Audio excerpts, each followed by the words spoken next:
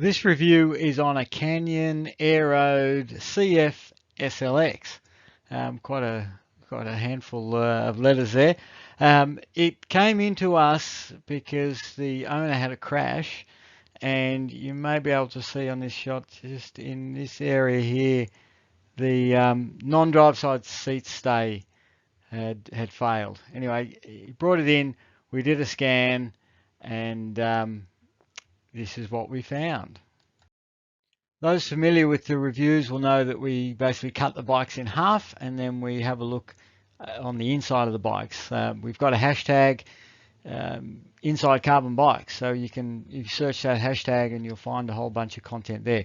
So anyway, with this one, we found a bunch of manufacturing faults in the fork, and also a couple in the handlebar.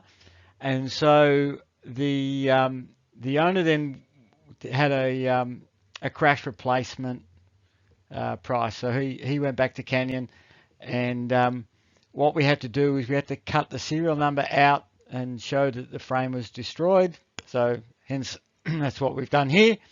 And yeah, and so he got another bike. So we don't have the fork or the handlebar. That all went back.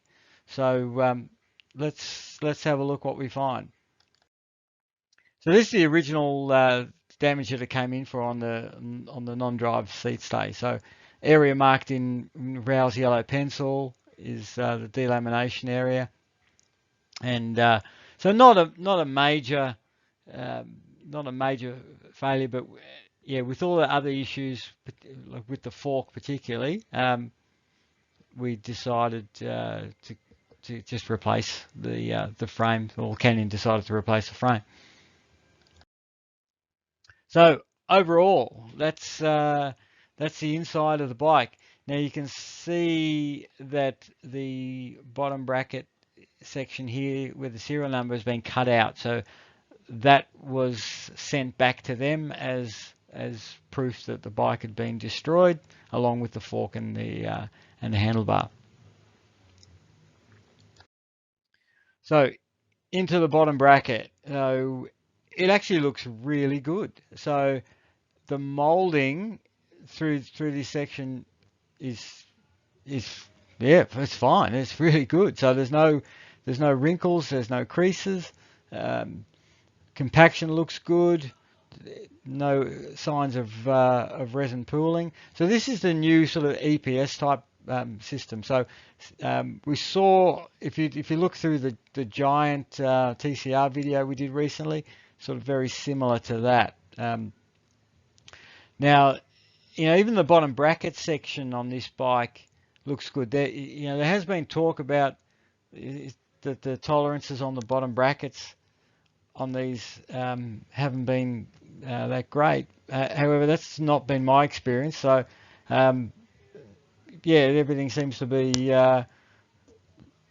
made quite well on this one, and yeah, and the others that I've seen, I haven't really come across problems with the bottom brackets on the Canyons. So yeah. Anyway, yeah, this section all looks really good. We've got the junction here with the chainstay to that bottom bracket section. Again, it's bonded. You can see an adhesive bond line here and through here. Yeah, it's not the best line there. It's I'll erase that one. Lots of adhesive there. No voids. That is again a really good bond. You've got they've got a ply layer over the top of the bonded section to tie it all in as well. Again, that section looks really good. So no areas of concern there at all. Moving along the chainstay down to the dropout. Again, all uniform molding. The dropout's molded in as part of that section. And that all seems really good too. So there's Yeah, so far it's all been it's all been plain sailing, and the quality looks excellent. Up the seat stay again, that all looks really good. You know, there's no wrinkles, no resin pooling, good compaction. Yeah, it's all looks pretty good there too. And then we have the junction from the seat stays to the seat tube, and yeah, that looks good too. So adhesive through here, you know, no voids on this side. Yeah, that all looks good. The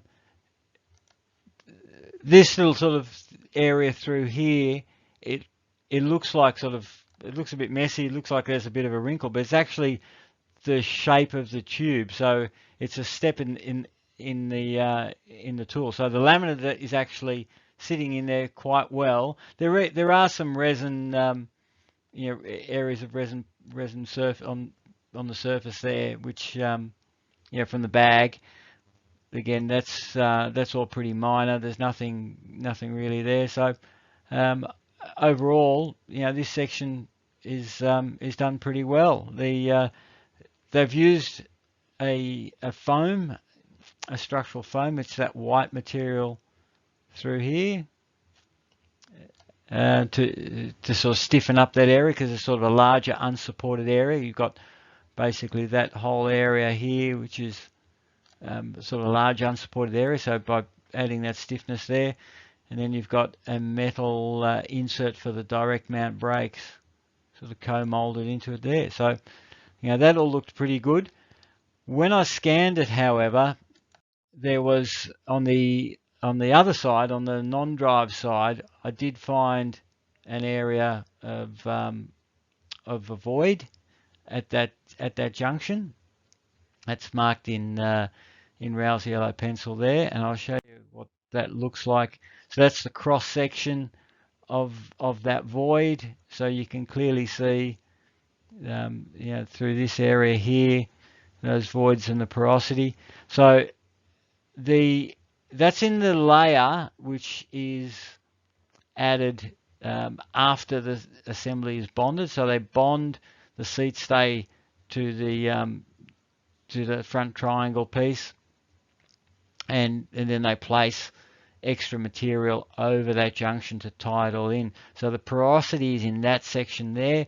So not overly critical, as it turns out, and yeah, it's not that much of a concern. It does give you an indication though just how sensitive the ultrasound is, and if there's any variation in the material, the ultrasound scan will find that. And then moving down the seat tube, you've got the front derailleur hanger section through here. Again, all that's molded really well. You've got inserts, the bidden inserts.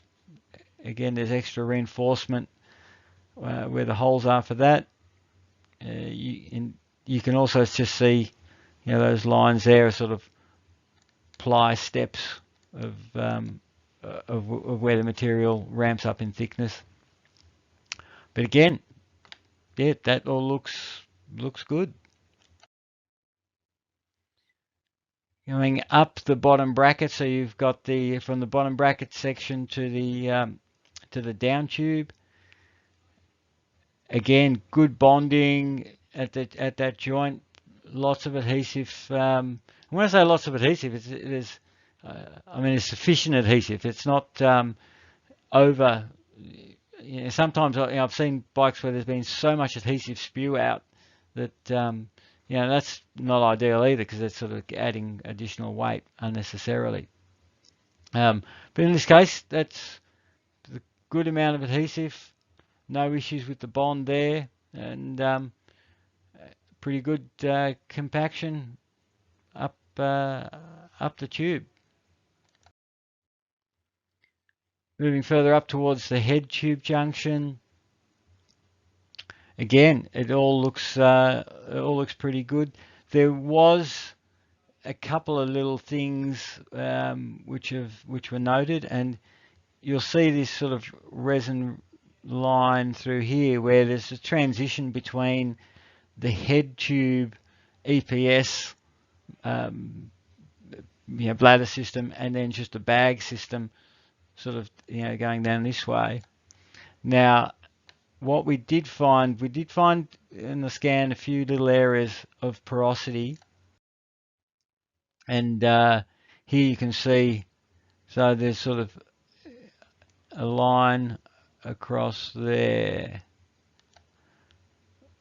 and that's that little resin sort of ridge. And so basically right at that point there's the compaction is a little bit well, it's not non-uniform compaction because you've got the transition from the EPS going on that side and then the bag on that side. So if there's any, you're going to get any flow of resin, it's going to migrate into this area through here, and that's where you've got that porosity indication. So yeah, I mean it was relatively small, and but it is in a less than ideal location, sort of being on the down tube close to the head tube junction. That's sort of a high stress area, so so not ideal, but as you can see, it's not a big void either. It's quite fine. It's quite fine porosity, so not overly critical. And then on the other half, we also found some areas, and you can see those voids there. There's also a little one up here as well. Sort of, so these are the same sorts of voids as we saw in the giant that I did recently. So little areas of trapped air between the laminate. So up to the head tube junction, again that looks really well molded. That EPS system does a much better job. If you look back at some of the bikes from years ago, how messy they were in that region with all the wrinkles and compaction variations and things like that. They were a real mess. But yeah, this is actually really good. Close up of the lower headset. Plenty of material sort of through this section here, and also there. It's all molded in. The lower race is all molded in. Yeah, all looks good to me. The upper race is the same, so molded in. Plenty of material through here, and there's some sort of syntactic type material, like filler material to give that nice transition of the shape. But yeah, no issues with that. You can see they've used some fabric in that area as well as opposed to the unidirectional material, which is mainly through the rest of it. But often you see areas of void sort of in this region or in that region, but no, this is all good. Moving along the top tube, again, nothing to report here. It all looks really clean, nicely molded, well compacted. Yeah, no issues with that. And then the junction from the seat cluster to the top tube. Now there is an adhesive void there. You can just see. The rest of it all looks pretty good. Just that void there. They've used a bit of foam, sort of as a molding aid through here to really push the fibre into that corner. Again, so apart from that little void, which the area of that void's quite small, there's sufficient adhesive, and then it's got the layer over the top, so there's no real sort of structural implications with that. And then the final piece of the puzzle is the seat junction. And what they've done, they've got a separate molded insert which they bond in, which gives you a nice fit for the seat post, and then an expanding sort of wedge clamp which sort of sits in this region here. So yeah, and all that's got plenty of surface area. There's no voids around that, so yeah, that's all pretty solid. So as you can see, that bike was built really well. There were only a couple of very, very minor little issues with the frame. As I touched on earlier, the fork had some other issues, and then that's what ended up being getting the frame, the whole frame set replaced. But Canyon were good. There were no issues with that. They sorted that out, and yeah, no issues with that at all. So, but the frame was good, which may surprise a lot of people, because when I posted up that I was going to cut up a Canyon, we go, oh, it's going to be rubbish. It's like, it's good, and I've scanned quite a number of Canyons over the years, and the frames have been good. I have found some issues with the fork. I found voids in the fork, which is it's a little bit of a concern, just in that they say they CT scan the forks and the handlebars, because they're failure critical items, and they are, and it's a concern that I'm finding what I consider to be flaws, and that have been accepted by their CT scanning system. So there's two things that can basically lead to that situation. Is that